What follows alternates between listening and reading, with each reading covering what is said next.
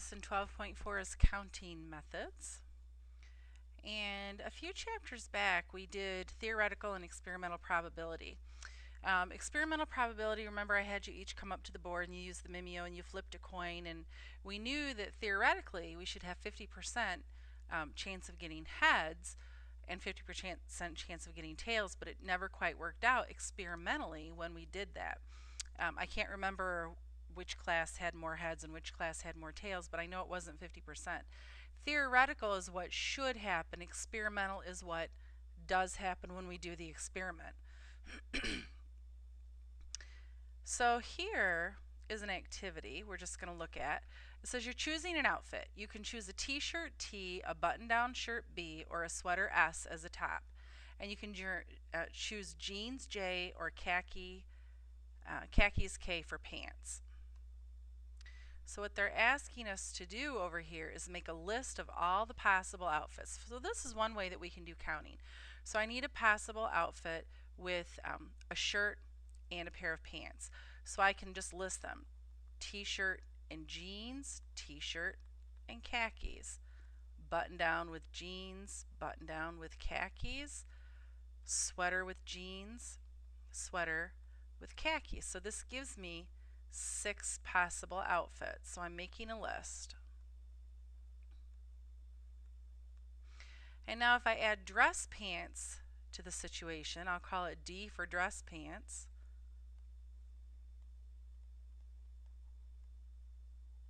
It wants to know how many choices do I have now, how many outfits. So I'm going to add 3 more possible outfits, because now I can put my t-shirt with my dress pants, my button down with my dress pants, and my sweater with my dress pants. So now I have 6 possible outfits. So just because I added that one more pair of pants, that gave me, what is wrong with me? 9. That gave me 3 more possible outfits that I could do. So that's one way that we can use the counting method. We can make lists and put it together. And it's not too bad when we only have a few choices, but when we get more choices, we're going to find that making a list is not going to be the quickest way to go. Another thing we could do is we can make a tree diagram. So here I have a t-shirt, a button-down, a sweater, and now we've added a green polo shirt. So I listed those, my possible shirts. And then I have the 3 different types of pants, the jeans, the khakis, and the dress, the jeans, the khakis, and the dress. And when I count this, I count the bottom part of the tree diagram. So this gives me 1, 2, 3, 4, 5, 6, 7, 8, 9, 10, 11, 12 outfits. So that's another thing we could do, is make a tree diagram. Here we have a sandwich cart. We have 3 types of bread, 2 types of filling, and 2 types of drink. They're asking us to make a tree diagram to count the number of possible sandwich drink combinations.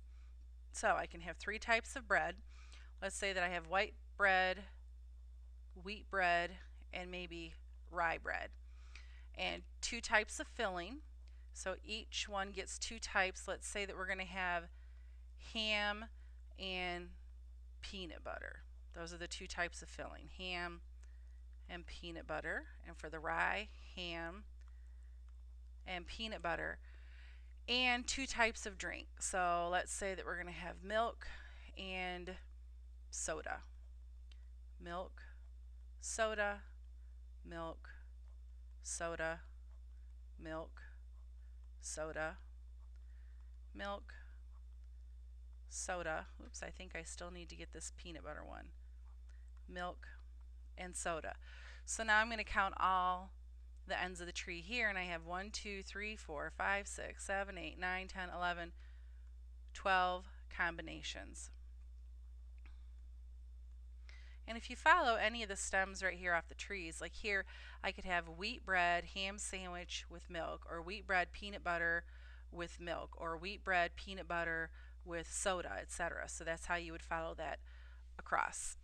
So that's another possibility, making a tree diagram. I prefer the counting principle because it's less messy. I mean, you can see my tree diagram is not the best one in the world. The counting principle says if one event can occur in m number of ways, and for each of those a second event can occur in n number of ways, then the number of ways that the two events can occur together is m times n. This principle can be extended to 3 or more, so you don't just have to have the two events. So for example, if we go back to the problem with the clothes, originally I had 3 shirts and 2 pairs of jeans. Well, 3 choices for a shirt, 2 choices for jeans, that was 6 outfits. Then I had 3 shirts and I added another pair of, I didn't mean jeans, I meant pants. And then I added another pair of pants, that was 3 times 3 gave me 9. And then the other one I had 4 shirts and 3 kinds of pants, and that gave me 12. If you look back at the sandwich problem, I had 3 types of bread, 2 types of filling, and 2 types of drink. 3 times 2 times 2 is 12. And that's what we got. So that is the counting method. Or the counting principle. To build a skateboard, you can choose one deck and one type of wheel assembly from those shown. To count the number of different skateboards, let's use the counting principle. So we have 5 decks times 1, 2, 3 kinds of wheels. So we can do 15 different skateboards.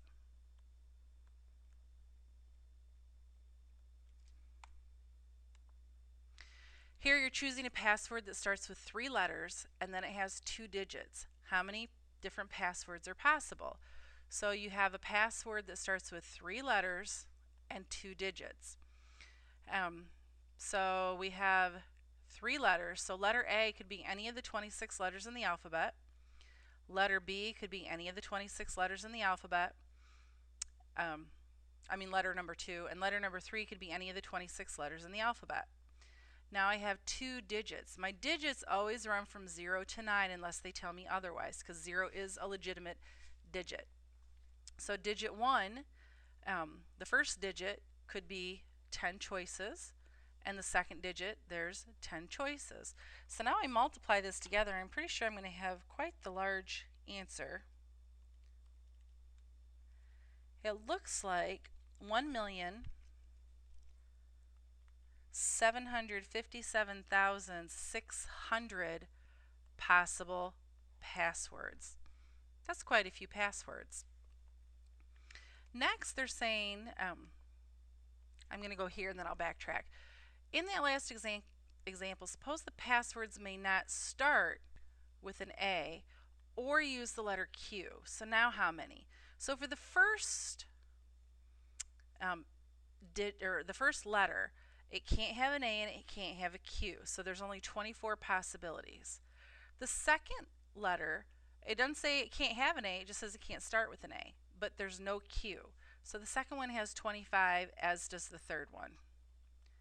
And then the digits are going to be the same because it doesn't say that we can't have any of the 10 digits. So now 24 times 25 times 25 times 100. So this cut it down to 1,500,000. So that cut it out by about 200,000, 257,600. So that was quite a difference, just taking out A in the beginning and Q the whole way. Okay, your soccer team's uniform choices include yellow and green shirts, white, black, and green shorts, and 4 colors of socks. How many different uniforms? So we have shirts, shorts, and socks. So we have 2 colors for the shirts, yellow and green, 3 colors for the shorts, and it says 4 colors of socks. 2 times 3 is 6. 6 times 4 is 24 possible uniforms.